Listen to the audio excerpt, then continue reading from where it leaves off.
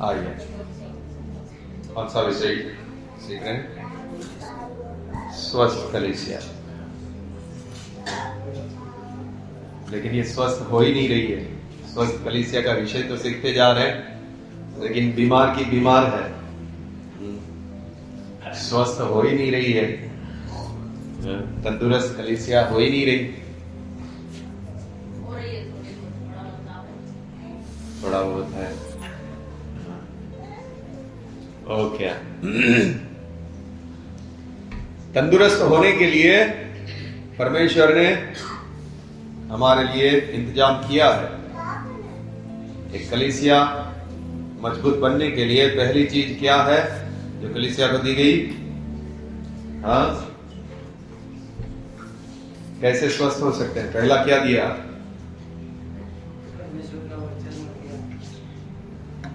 परमेश्वर का वही ज्ञान है। ज्ञान के द्वारा हम लोग दृढ़ होते हैं। अज्ञानता मनुष्य को कमजोर कर देती है। तो परमेश्वर की बातों का ज्ञान और उस ज्ञान में चलना, उस ज्ञान में जीना, जितना ज्यादा हम ज्ञान प्राप्त करेंगे और उसमें जिएंगे, उसमें चलेंगे, हम मजबूत होंगे। दूसरी बात दिया है प्रार्थना। नियमित रूप से जब एक व्यक्ति प्रार्थना करता है, वचन को जीवन में लागू करने के लिए, एक मसीही जीवन जीने के लिए, जो रुकावटें हैं, जो बातें हैं, उसको दूर करने के लिए प्रार्थना बहुत उपयोगी है।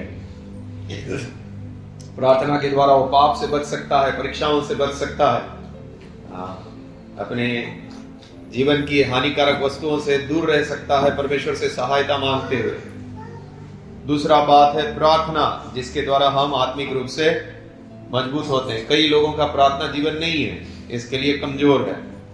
कई लोग वचन नहीं सुनते हैं, इसके लिए संसार की बातों का ज्ञान बहुत है, प्रभु का ज्ञान नहीं है, इसके लिए कमजोर है, बीमार है।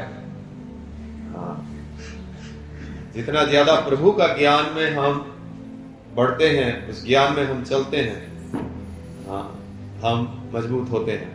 प्रार्थना जीवन, नियमित रूप से प्रार्थना होना, मजबूत होते हैं। तीसरा क्या बताया? हमारा आपस का संगति परमेश्वर ने हमें दिया है कि आपस की संगति से हम उन्नति पाए। लोहा लोहे को चमकाता है, वचन में हमने देखा। हम एक दूसरे की संगति के द्वारा हम उन्नति प्राप्त करते हैं। उसमें हमने देखा कलीसिया क्या है, कौन सा उदाहरण लिया? एक शरीर है। हाँ, एक शरीर है। जैसे हाथ को आंख की जरूरत है, आंख को हाथ की जरूरत है, इसी प्रकार कलीसिया को एक दूसरे की जरूरत है। हाँ, और इसी प्रकार से हम एक दूसरे की उन्नति का कारण बन सकते हैं। दूसरा कौन सा उदाहरण लिया? एक यात्रा करने वाला झुंड, एक ऐसी दुखदाई यात्रा है, कष्ट वाली यात्रा है। उस यात्रा में हम एक दूसरे के सहायता करने के लिए खड़े हैं, तो हम उन्नति प्राप्त करते हैं, एक दूसरे के लिए हिम्मत का, मजबूत होने का कारण बनते हैं। तीसरा क्या, कौन सा बात लिया? एक परिवार है। हम सब परमेश्वर की संतान हैं, हम परमेश्वर का घराना है। हम जितनों ने प्रभु यीशु को ग्रहण किया, उसके वचन को ग्रहण किया, वो सब एक परिवार है। हमने एक उदाहरण लिया, संसार में जो परिवार होता है, एक अच्छा परिवार क्या होता है और एक बेकार जो अच्छा परिवार नहीं है, ऐसा उदाहरण क्या होता है? एक अच्छा परिवार वो होता है जिसमें प्रेम है, अधीनता है, एक दूसरे के प्रति चिंता है, संकटों में, दुख में एक दूसरे की सहायता करने के लिए खड़े हैं। लोगों ने, हमने देखा है, परिवार के लिए क्या कुछ नहीं किया है। एक खराब परिवार ये होता है, थोड़ा भी प्रेम नहीं है आपस में, कोई अधीन नहीं है, कोई एक दूसरे की तकलीफ में साथ नहीं देता, झगड़ा है। ये एक बेकार परिवार है। हमने देखा एक परिवार अच्छा परिवार बने रहने के लिए दीन और नम्र मन की जरूरत है। जैसा प्रभु ने कैसा अपने आप को छोटा करके पैर धोने के लिए तैयार हो गया। परिवार के लिए कुछ और बातें देखते हैं। इस परिवार में कैसे रहना, क्योंकि संसार का परिवार तो हमने देखा है, उसमें माँ बाप होते हैं, बच्चों की परवरिश करते हैं, बच्चों को स्कूल भेजते हैं, उनको खाना खिलाते हैं। लेकिन इस परिवार को कैसे रहना, परमेश्वर की इच्छा क्या है, ये जो कलीसिया है, ये जो आत्मिक परिवार है, इसको कैसे रहना चाहिए, इसके लिए क्या ज्ञान है, क्योंकि इस परिवार का स्थिति अलग है, संसार का परिवार का स्थिति अलग है। तो इस परिवार में हमें कैसे रहना, परमेश्वर की इच्छा क्या है। प्रेरितों के काम 2 उसका 41 से पढ़ेंगे।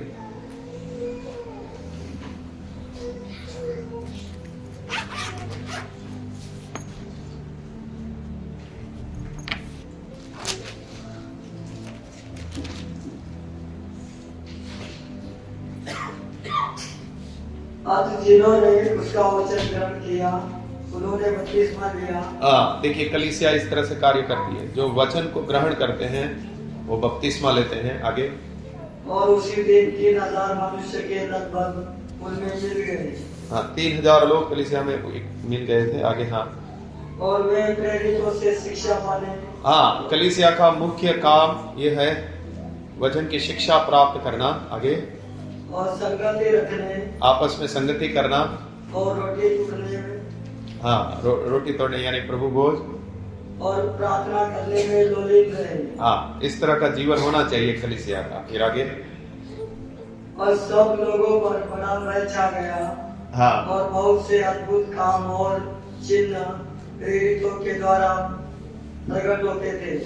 और सब विश्वास करने वाले इकट्ठे रहते थे। ओके, देखिए ये आत्मिक परिवार कैसे रह रहा है, सब कैसे रह रहा है, इकट्ठे रहते थे। आगे, और उनकी सब वस्तुएं साझे में। अद्भुत, शुरू की कलीसिया में वस्तुएं कैसी है, साझे में है। साझे में यानी जो चीज मेरा है वो तेरा भी है, तेरा जो चीज है वो मेरा है, ऐसे रहे।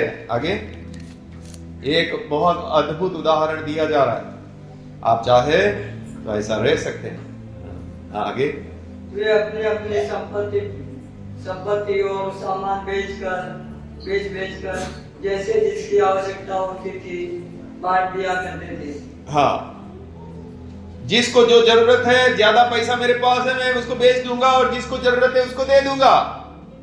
ये प्रभु के चुने हुए लोगों के लिए काम में आए। आगे, वे प्रतिदिन एक मन होकर मंदिर में इकट्ठे होते थे और घर घर रोटी तोड़ते हुए आनंद और मन की सिलाई से भोजन किया करते थे। प्रतिदिन एक मन होकर इकट्ठा होना, रोज मिलते थे ये लोग। और परमेश्वर की स्तुति करते थे, और सब लोग उनसे प्रसन्न थे, और जो उद्धार पाते थे उनको प्रभु प्रतिदिन उनमें मिला देता था। ओके, इकट्ठे होना, संगति करना। मेरे पास कुछ चीज ज्यादा है, जिसके पास नहीं है उसको मैं दे दूंगा। बहुत मुश्किल है, ये निस्वार्थ व्यक्ति ही ऐसा जीवन जी सकता है। लेकिन कुछ भी स्वार्थ है तो आप ऐसा नहीं जीवन जी पाएंगे। आप बोलेंगे भाई मैं क्यों दूसरे का देखूं, मैं क्यों उसकी जरूरत को देखूं। यहां पर इकट्ठे होना, संगति करना, मुख्य बात इस परिवार का जो होना चाहिए वो क्या है? क्या है? संगति, बार बार इकट्ठे होना, बार बार संगति हो हमारे बीच में। और अगर आपके मन में प्रेम नहीं है तो आप संगति नहीं करेंगे। अगर आप सच में लोगों से प्रेम करते हैं, आप परमेश्वर चाहते हैं इस परिवार में जो मुख्य बात हो वो क्या हो? वो लोग इकट्ठा हो। 2 का 1 पढ़िए। जब पेंतिकुस्त का दिन आया। पिंतेकुस्त के दिन क्या हो रहा है? जब पिंतेकुस्त का दिन आया, जब एक पवित्र आत्मा उतरा था, तब क्या हो रहा था? देखो, तो वे सब एक जगह इकट्ठे थे। हाँ, एकाएक आकाश से बड़ी आंधी सी सनसनाहट का शब्द हुआ और उससे सारा घर जहाँ वे बैठे थे गूंज गया और उन्हें आग की सी जीभें फटती हुई दिखाई दी। एक जगह पर इकट्ठे थे वो लोग, संगति कर रहे थे वो लोग, उपवास करते हुए इकट्ठे हुए थे। पहला कुरिन्थियों 11 का 17, पहला कुरिन्थियों 11 उसका 17। परंतु यह आज्ञा देते हुए मैंने तुम्हें नहीं सराहा, इसलिए कि तुम्हारे इकट्ठे होने से भलाई नहीं परंतु हानि ही होती है। तुम्हारे इकट्ठे होने से क्या होता है? इसका कारण देखिए, इकट्ठा होने के समय में आपका मन ठीक नहीं है तो अच्छा काम नहीं होगा, हानि होगी। आप एक नम्र स्वभाव के नहीं है, आप प्रेमी स्वभाव के नहीं है, आप लेट गो करने वाले नहीं है तो आपके इकट्ठा होने से तकलीफ होगा। देखिए क्या हो रहा था कुरिन्थियों की कलीसिया 18 भी पढ़िए। क्योंकि पहले तो तुम्हें यह सुनता हूँ कि जब तुम कलीसिया में इकट्ठे होते हो तो तुम्हें फूट होती है। क्या है? फूट है, आपस में फूट है। हाँ, और मैं इस पर कुछ विश्वास भी करता हूँ क्योंकि दलबंदी भी तुम में अवश्य होगी। दलबंदी 3 लोग तो हम 2 लोग 4, इधर इसमें है, ये कलीसिया में ऐसा है। हाँ बोल रहे हैं, हाँ देखिए, परमेश्वर की इच्छा के विरुद्ध है ये सारा कुछ। दलबंदी तेरा मेरा बनता है, हम 2 तुम 3 अलग। दलबंदी और ये फूट, ये परमेश्वर को घृणित लगता है ये सब चीजें। दलबंदी, फूट, आपको किसी से कोई तकलीफ नहीं होनी चाहिए। रोमियो उसका 14। इस परिवार का मुख्य बात क्या होना चाहिए?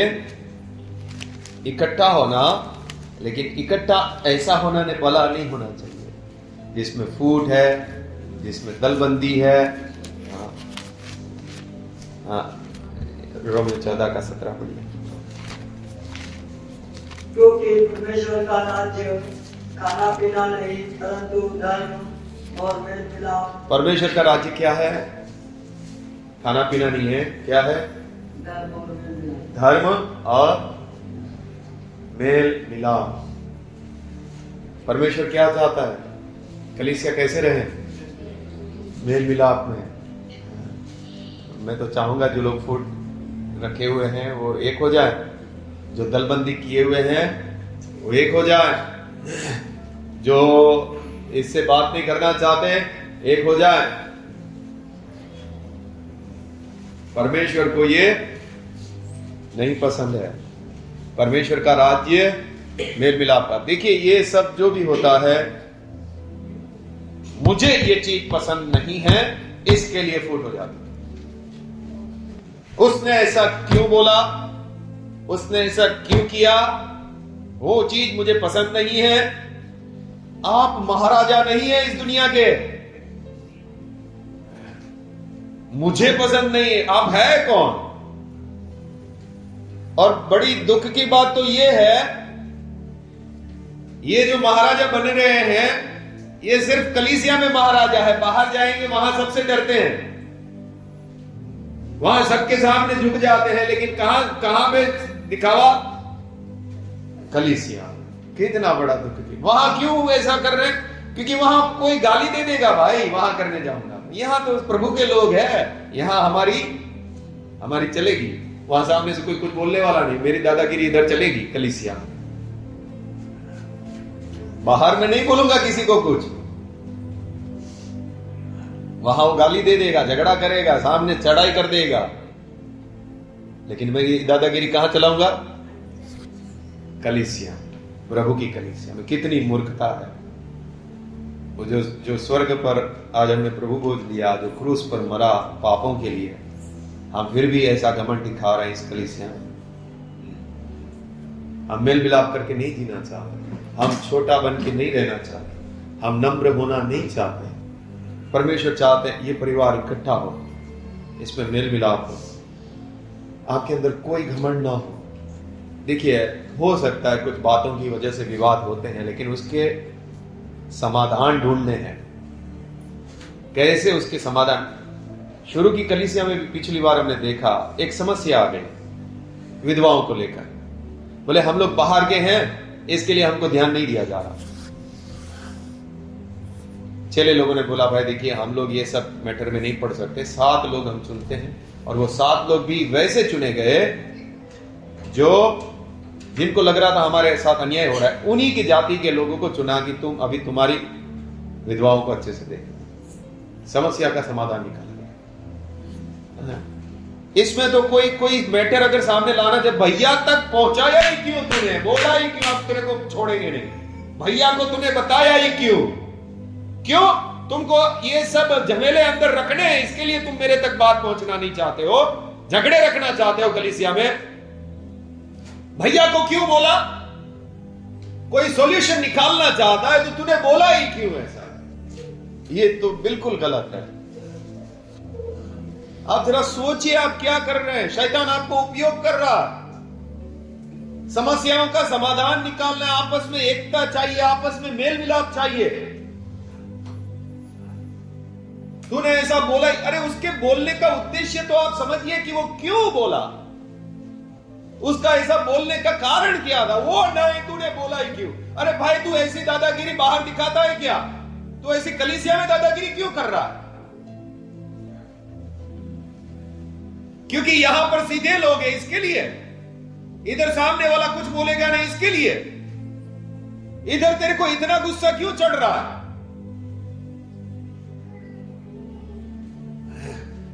पूरा वचन के विरुद्ध क्यों खड़ा होना चाहता है? पूरा परमेश्वर की इच्छा के विरुद्ध क्यों खड़ा होना चाहता है? परमेश्वर की कलीसिया को क्यों बिगाड़ना चाहता है? समाधान नहीं निकालना है, झगड़े रखना है, एकता नहीं चाहिए। आपको सामने से बोलना चाहिए। हमारे बीच में कोई भी समस्या है तो ब्रदर के पास लेकर जाते हैं, उसका समाधान करें ताकि हमारे बीच में एकता और प्रेम आ जाए। यह आपका सॉल्यूशन होना चाहिए। लेकिन आपकी वजह से ही शैतान आकर बैठ जाता है अंदर, आपस में नफरत और जलन और गुस्सा लाने के लिए। ये कई लोगों ने किया ही ये सब। तूने बोला ही क्यों? तूने बोला ही क्यों? बिल्कुल ठीक नहीं है। हमें परमेश्वर की उपस्थिति चाहिए, शैतान की नहीं। कलीसिया में शैतान को घूमने नहीं देना। और ये कब शैतान घूमना बंद करेगा? जब आपस में एकता और प्रेम होगा। हमको कितनी भी तकलीफ क्यों ना हो जाए, लेकिन हम आपस में आत्मा की एकता को नहीं भंग करेंगे। इफिसियों की किताब 1:4-2 और 3। ऐसा आप रह पाएंगे तो कलीसिया में एकता रहेगा। और मैं अभी सीधा बोल रहा हूं आपको, आपकी वजह से अगर झमेला हो रहा है और आपको तकलीफ हो रही है कि मेरे तक बात पहुंच रही है, मैं फोन करके सीधा बोलूंगा, आपको रहना है तो रहिए, नहीं तो जाइए। आपकी वजह से झमेले खड़े हो रहे हैं। कलीसिया में एकता और प्रेम चाहिए। अगर आपको ठीक नहीं लगता है, आपको झगड़े चाहिए कलीसिया में, तो आप जाइए। हमें झगड़े नहीं चाहिए। 5 लोग भी रहेंगे लेकिन एकता और प्रेम रहेगा, हमें उसमें शांति है। लेकिन अगर कोई ऐसा व्यक्ति आता है जो झगड़ा करके रखना चाहता है और ये इसका सॉल्यूशन निकालना ही नहीं है, उसको अपनी मनमर्जी करना है, उनको बोलेंगे आप जाइए, हाथ जोड़कर बोल देंगे आप जाइए। हमें ज्यादा संख्या नहीं चाहिए। मैं आपको पहले ही बोल रहा हूं, मेरे बोलने की वजह से कई लोगों ने छोड़ा है, और आगे भी पूरी कलीसिया खाली हो जाए, मुझे कोई फर्क नहीं पड़ता। जितने लोग समर्पण के साथ एकता और प्रेम में चलना चाहते हैं वही लोग इधर रहेंगे। जो अपनी मनमर्जी कलीसिया में करना चाहते हैं, मुझे कोई परवाह नहीं है।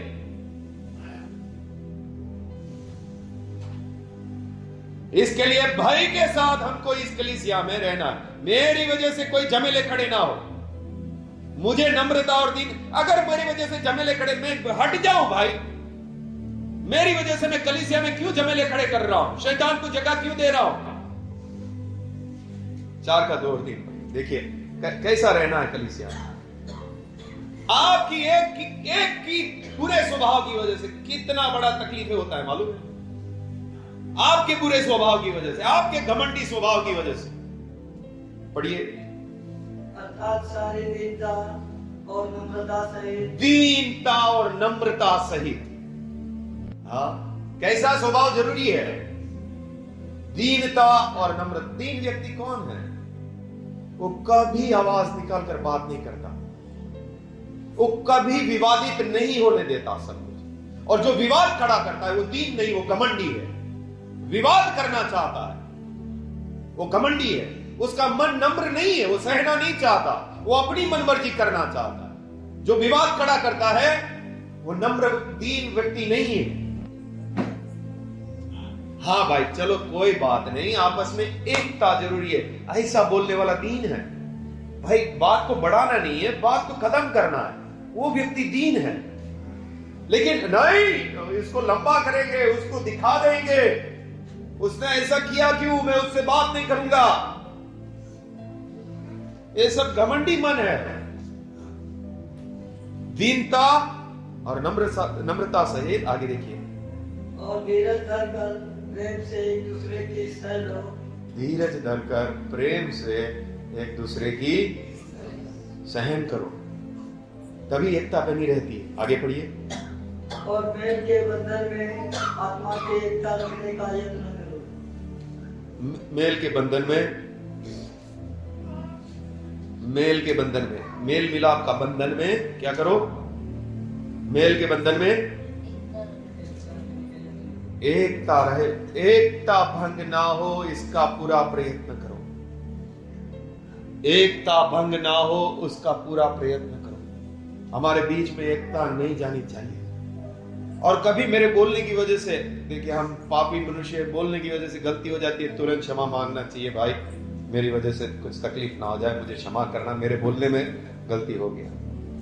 अभी 2 दिन पहले प्रचार करते समय मेरे से कुछ बोल दिया, मेरे को अफसोस हो रहा है, ऐसा नहीं बोलना चाहिए, उसको बुरा लगा होगा, ऐसा मुझे दुख हो रहा है मन में, क्योंकि मैं चाहा नहीं, निकल गया मुझे बुरा लग रहा है कि ऐसा नहीं बोलना चाहिए, उसको दुख लगा होगा। जब हम इकट्ठे होते हैं तो मेल मिलाप हो, उसमें दलबंदी या फूट ना हो। और ये सारा कुछ होने का कारण मैं सहन करना नहीं चाहता। मुझे विवाद खड़े कर रहे हैं, मेरे हिसाब से क्यों नहीं हुआ, ब्रदर को बताया ही क्यों, हमको तो ये ऐसे ही रहने देना चाहिए था। मेरे को दिमाग का तकलीफ है थोड़ा, और मेरे को ये सब बहुत बड़ा दिखने लगता है। ये क्या कर रहे हैं ये लोग क्या कर रहे हैं? अगर मेरे बस में हो तो मैं बोलूं भाई तुम लोग चले जाओ, जितने लोगों को शांति से रहना है ना वही मेरे साथ रहो, मेरे को तकलीफ होता है, मेरे को इतना बोझ नहीं सहन होता है। लेकिन परमेश्वर बोलता है शांत रहो, शांत रहो, सहन करो,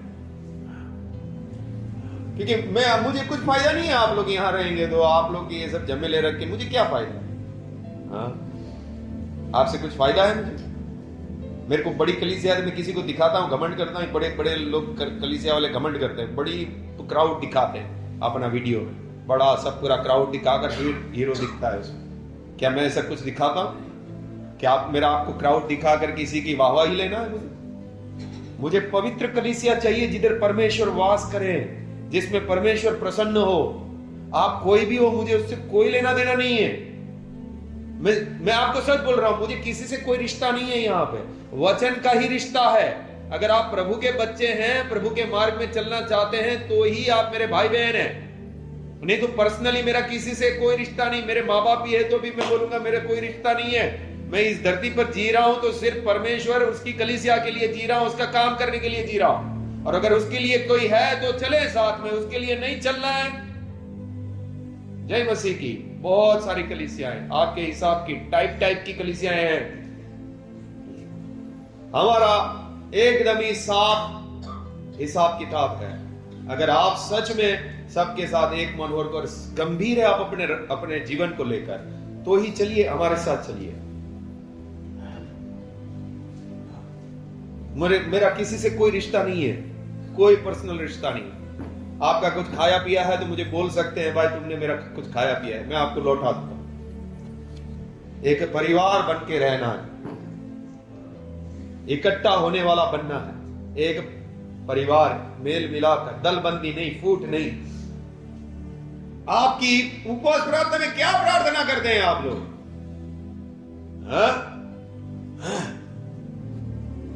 सांसारिक बातों के लिए प्रार्थना करते हैं। इतनी उपवास प्रार्थना चलती है, क्यों? क्या प्रार्थना करते हैं? क्या मेल मिलाप के लिए आप प्रार्थना ही नहीं करते? क्या आपका स्वभाव ठीक होने के लिए, आप लोगों को क्षमा कर सके, आप लोगों के सामने झुक सके, ऐसी कोई प्रार्थना ही नहीं करते आप लोग? इब्रानियों 10:24। और प्रेम और बड़े कामों में उकसाने के लिए हम एक दूसरे की चिंता किया करें। जब आप इकट्ठे होते हैं तो ये करना है। क्या करना है? वापस पढ़िए। और प्रेम और बड़े कामों में उकसाने के लिए हमें तो साथ में रहना ही मुश्किल हो जाता है, तो उकसाना तो बहुत दूर है भाई, दिल्ली में पड़ा हुआ है। एक दूसरे की उन्नति का कारण बनना दिल्ली में है, बहुत लंबा सफर है, राजधानी लेके जाना पड़ेगा उधर। हम तो इकट्ठा होने में ही तकलीफ हो रही है। कितना आत्मिक जीवन हमारा गड़बड़ है, कितना आत्मिक जीवन गड़बड़ है। क्या करना? वापस पढ़िए 10:24। और प्रेम और भले कामों में उकसाने के लिए, प्रेम और भले काम करने के लिए एक दूसरे को उकसाना। हाँ, अब एक दूसरे की चिंता किया करें। एक दूसरे की चिंता किया करें कि मैं दूसरे को भी भला काम करने के लिए उकसाऊं, दूसरे को भी प्रेम करने के लिए उकसाऊं। मेरे जीवन को देखकर लोग प्रेम करना सीख जाए, मेरे जीवन को देखकर लोगों के अंदर उकसाना सीख जाए। रोमियो 14:19। इसलिए हम उन बातों में लगे रहें जिनसे मेल मिलाप और एक दूसरे का सुधार हो। यही बातों में लगे रहे। क्या बात में? कलीसिया के परिवार को किन बातों में लगे रहना है? मेल मिलाप कैसे हो और एक दूसरे का सुधार कैसे हो। एक दूसरे का सुधार कैसे हो, मेल मिलाप कैसे हो। पहला यूहन्ना 4:20। आपका ढोंग निकलेगा अभी बाहर। पहला यूहन्ना 4:20। अभी जो गाना गाया ना आपने जोर जोर से, उसका ढोंग निकालते हैं आपका बाहर। पहला यूहन्ना 4:20। यदि कोई कहे मैं परमेश्वर से प्रेम रखता हूँ और अपने भाई से प्रेम रखता हूँ तो वह झूठा है। हाँ, क्योंकि आप जो ये ढोंग करते हैं कि हम परमेश्वर से प्रेम करते हैं, लेकिन अगर आप अपने भाई से बैर रखते हैं तो आप जो ये बोल रहे हैं ना कि मैं परमेश्वर से प्रेम रखता हूं, आप झूठ बोल रहे हैं। क्योंकि परमेश्वर की आज्ञा है अपने भाई से प्रेम रखते। आप अगर प्रेम रखते उसको तो अपने भाई से भी सच में प्रेम रखते। आगे, क्योंकि जो अपने भाई से जिसे उसने देखा है प्रेम नहीं रखता तो वह परमेश्वर से भी जिसे उसने नहीं देखा प्रेम नहीं रख सकता। जो दिखने वाला भाई को प्रेम नहीं रख रहा तो जो अदृश्य परमेश्वर है उसको भी वो प्रेम नहीं कर सकता।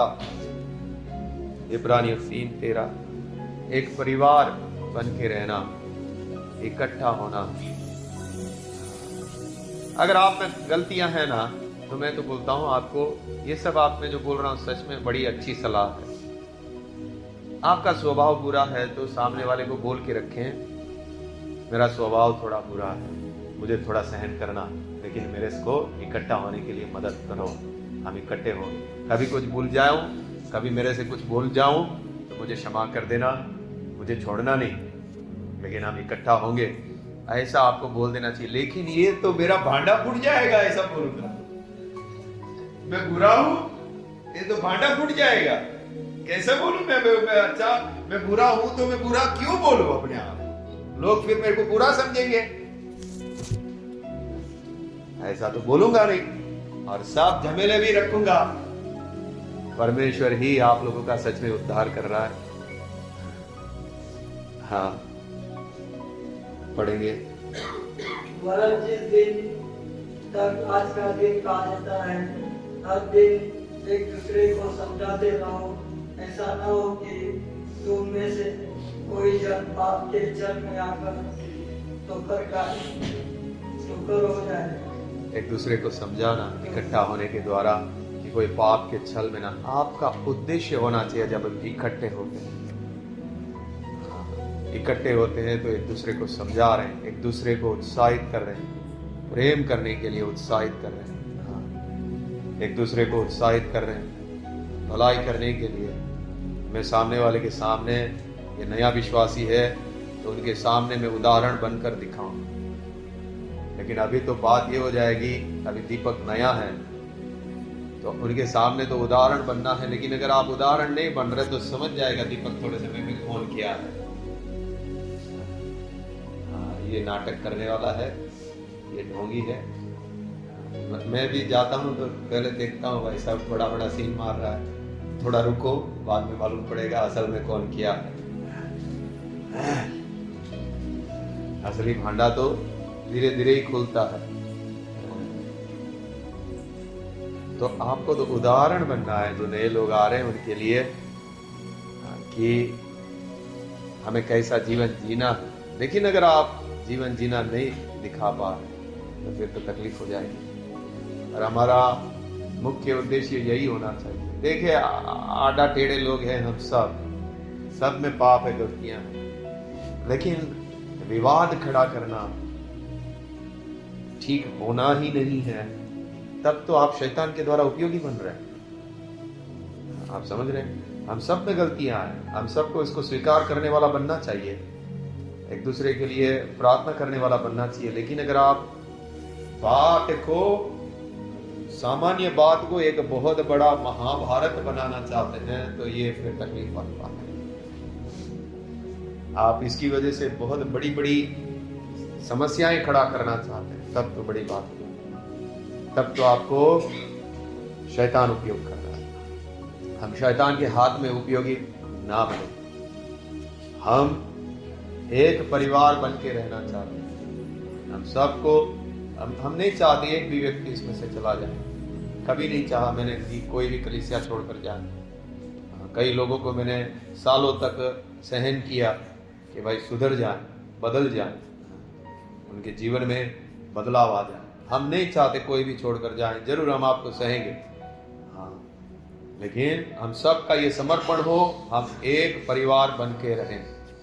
मेरी गलती है, आप मुझे भी बोल सकते हैं, किसी ब्रदर के द्वारा, ईश्वर के द्वारा, या सिस्टर लोग है तो संगीता सिस्टर के द्वारा, या कैसे भी मेरी गलती भी आप मुझे बोल सकते हैं। और 2 या 3 लोगों के सामने कोई भी बात पक्की ठहराई जाएगी।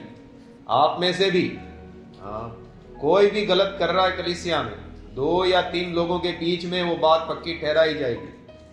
देखिए, आज तक तो काफी बातें, समस्याएं हुई है, लेकिन हम आगे को, आपकी कुछ भी गलती है, 2 या 3 लोगों में हम उसको पक्का ठहराएंगे और आपको समझाएंगे कि भाई आगे को आपको ध्यान रखना है, आपको ऐसा नहीं करना जो कलीसिया की हानि के लिए हो सकता है, या आपस में प्रेम या एकता को भंग करने के लिए हो सकता है। आपको बुरा लगे, आपको दुख लगे, उससे हमको कोई तकलीफ नहीं, लेकिन मुख्य बात हमारे बीच में एकता हो, हमारे बीच में प्रेम हो। देखिए, हम लोग सब परीक्षाओं से जाने वाले लोग हैं, दुख से जाने वाले लोग हैं। अगर हम एक दूसरे की उन्नति का कारण नहीं बन रहे हैं तो एक दूसरे के लिए दुखी होने का कारण तो बिल्कुल ना बने। एक दूसरे को दुख देने, शैतान मैंने देखा है कलीसिया में दुखी लोगों को जाकर दुख देते हैं।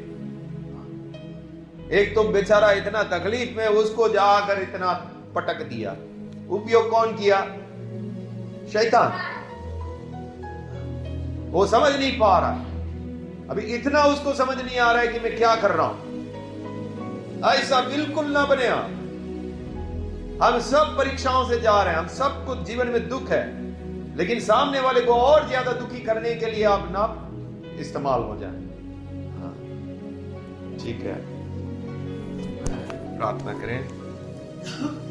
इसमें से कई लोग हैं जो